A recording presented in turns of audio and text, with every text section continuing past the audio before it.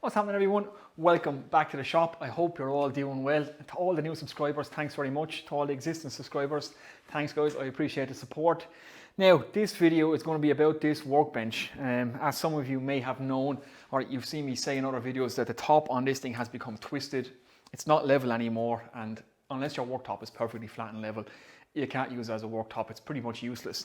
Since I've moved into this new shop, it's gotten very warm in here. It's not actually an insulated shed, it's just a steel frame cladded shed. So it gets very warm in here, and it will get very cold in here in the winter time too. But this timber has shrunk a lot. This is a 2x4 or 4x2 workbench. It's just a cheap workbench, but it's very sturdy, very stable. And it's actually a great workbench, so I don't really want to throw it out just yet. So I'm going to see if I can fix it. Now, I could build a jig for the router to flatten the top, but I can't. I'm not going into all that trouble. I'm just going to use my hand plane. I want to test out my new Nielsen jack plane, put this thing through its paces. So I'm going to try and flatten this top of this pretty big workbench. It's over 8 foot. I'm going to try and take a twist out of both sides, and yeah, I'm going to try and get a few more months out of it. I have been doing a bit of reading, so just on joint making and also on workbenches. So an upcoming project is I'm going to build a new workbench. I'm going to build a maple workbench, an actual proper really nice woodworking workbench. But for now, I need to get this thing back flat again because I can't use it. You've seen me assemble stuff on the floor because this thing is just twisted and all over the place. So yeah, this is going to put this Nielsen to the test, and a bit of elbow grease with it. So let's jump in. I'll show you just how bad the twist is in this top and just how much this timber has shrunk since I've put this workbench in this new shop. Let's check it out.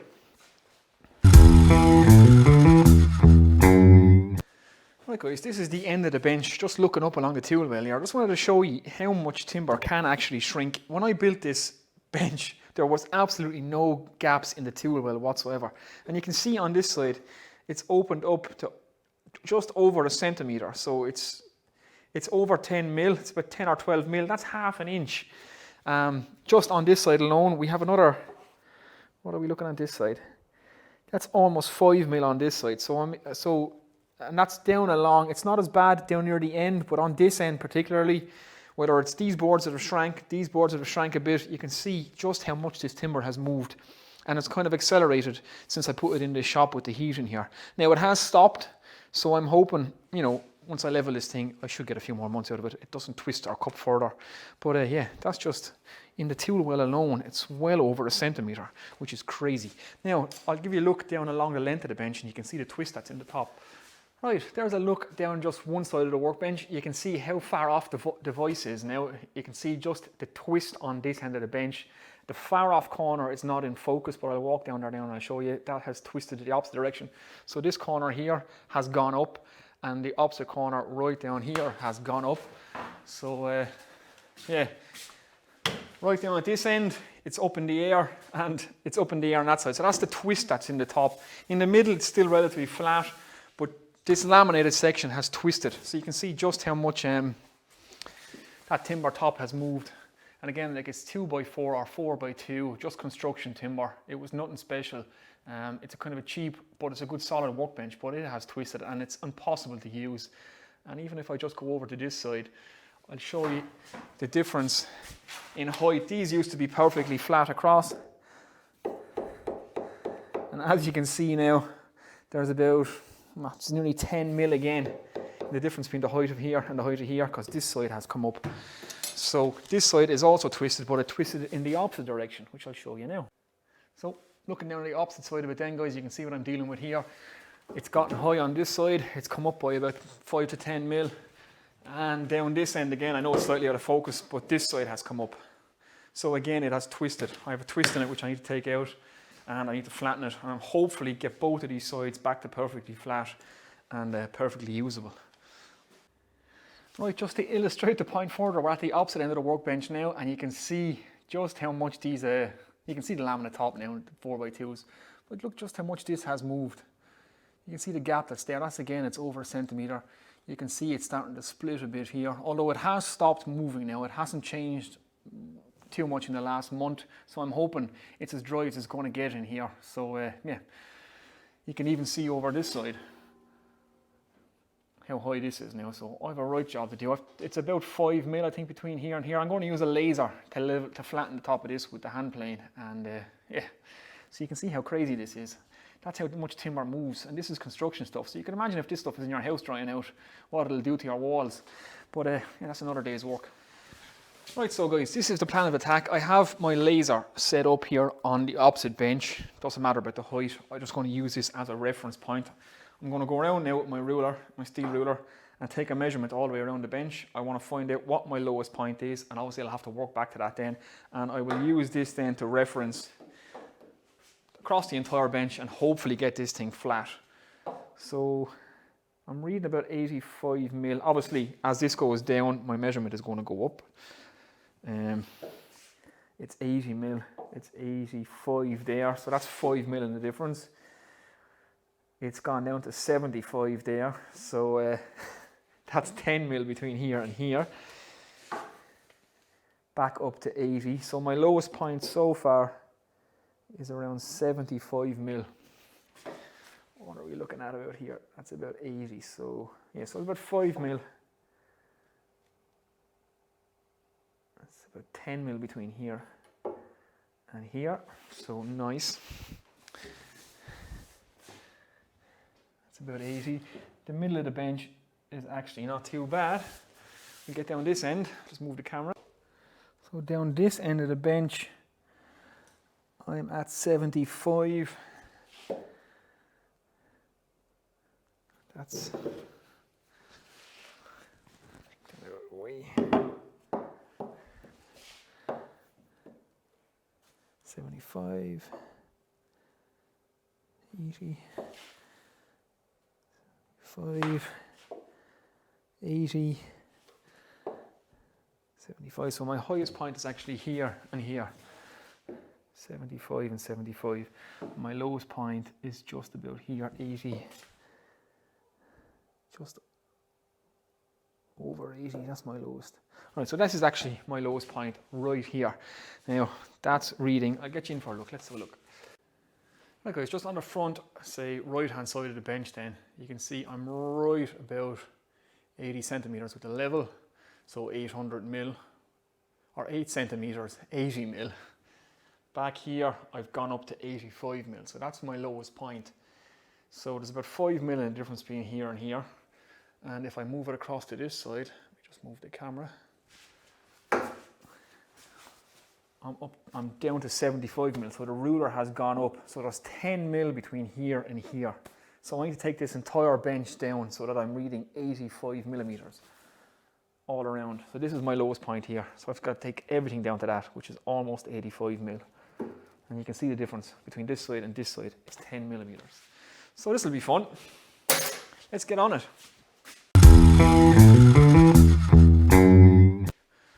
Hi guys, this is what we're going to be using to do this. This is my new Lyle Nielsen number 62 jack plane. So yeah, it's based off the Stanley number 62, the same patent. And the beautiful thing about a jack plane is we have an adjustable mount here. Right, see it right in front of the blade. If you can see that, so we can leave that nice and wide to take some really nice heavy shavings, which we will need to do because we've almost 10 millimeters to take off this thing in places, which is going to be fun. But this thing is razor sharp. I haven't sharpened this yet. This is going to be his first real test of it. Now it's only pine, so I'm expecting this thing to fly through this top of this workbench because it is a seriously sharp bit of kit and a nice heavy blade in this thing too. So yeah, we'll leave the mount nice and wide, get some nice big deep cuts, and use our laser to check as we go, and we will resurface this entire workbench. Let's do it. Lovely, the rain has started now. This is one of our highest points here, guys, so I'm reading 75 here, and remember my lowest point is at 85 mil. I'm reading on the ruler, so that's nearly 10 mil, so I got to work this down to that. So I have a low point here as well. So we're going to start here. I've taken a few shavings already, so like I say, this should be pretty short work it is.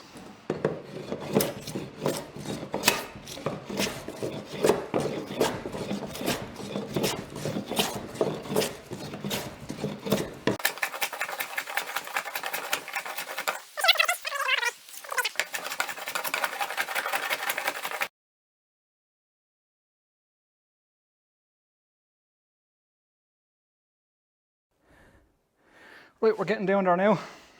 This plane is making short work of it, although a lot of elbow grease required. First start one of those jobs that when you get into it you think, why the hell did I bother doing this? Well, this is one of those jobs. I must be off my head, but I need a flat workbench. So we shall endeavour to persevere, as they say. Just using a straight edge as well, just to check as I'm going along, make sure the top of my bench is nice and flat, which it is. We're almost down to the 75 mil. Now remember that 75 mil is just an arbitrary reading that I'm getting from the laser. That was my lowest reading. It was striking the ruler at exactly 75 mil. So if I take the whole workbench down to that, I should be good. So let's continue on. The middle is not too bad, so I'll move to the other high spot, which is down here, sort that out, and then we'll adjust the twist on this side, and then we'll work onto the middle. So the twist is the first thing we need to address. That's the worst thing. And then we will level the benches after that. So yeah, whew. Let's rock on.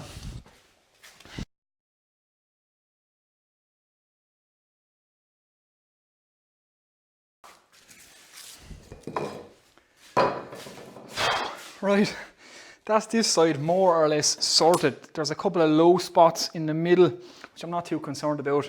As long as most of the top is flat, when I'm throwing a workpiece across it, it should have enough flat reference points to actually just consider itself flat.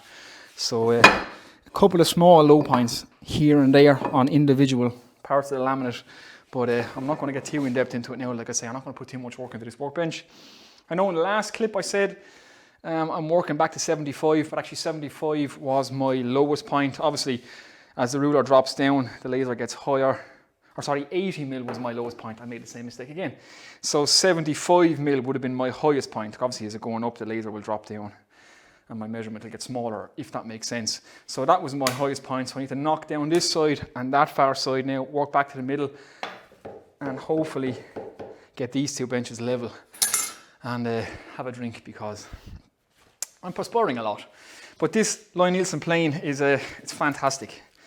I mean, there's knots and everything in this. There's probably guys screaming at the screen now saying, I can't believe you're using a Lie-Nielsen plane on a crappy pine workbench.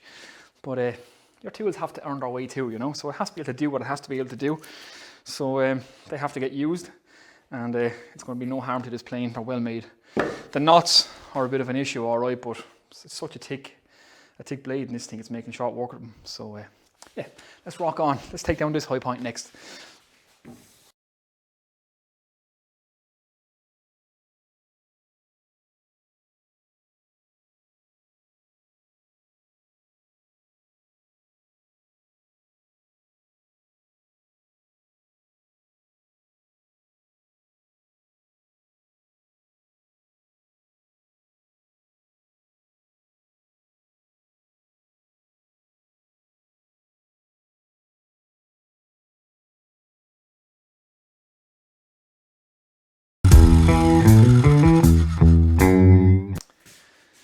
Right, we'll lash on some boiled linseed oil. There's nothing to this stuff. It's great stuff for a worktop or anything that you want a bit of durability on. It's simple to apply, and there's nothing to it. Just pour it on and rub it in.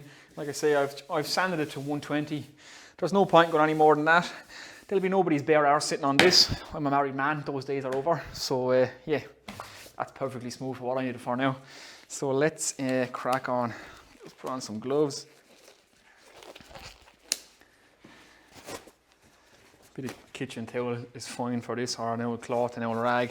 Just make sure you dispose of the rags afterwards, because oily rags can start fires.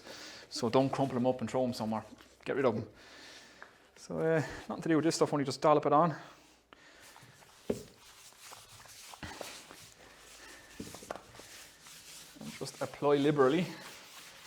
The great stuff about it, you just rub it in.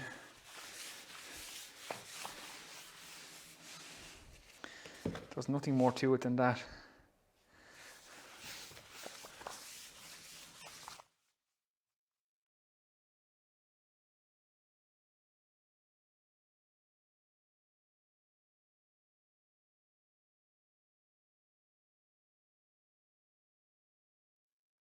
There we go. The worktop is back to a usable state again. Like if your workbench isn't flat on top, it just becomes unusable. You can't assemble anything on it.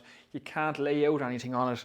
It's just an absolute nightmare. And you can see just how much timber can move, twist, misshapen on you as it dries out, especially with the heat. If you move it from one place to another, if it's slightly drier in the new place, it will change again. As it loses moisture, it will warp, twist, cup, bend, bow, whatever you like, it'll do. So it can be a nightmare. Again, it's not a very expensive workbench, but it's a good, solid workbench, and I didn't want to throw it out just yet. So I'm glad now that I'm able to get it back to flat like that. That plane is absolutely fantastic. Out of the box, it's razor sharp. That was pretty hard on it now. I know pine is pretty soft, but it's full of knots.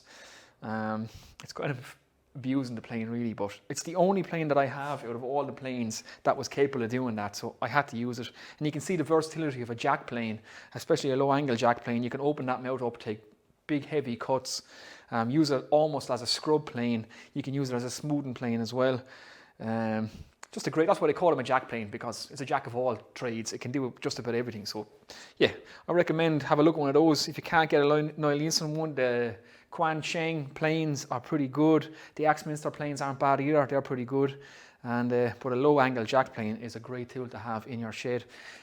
And I think that's about it, guys. If you've made it to the end of the video, thanks very much for watching.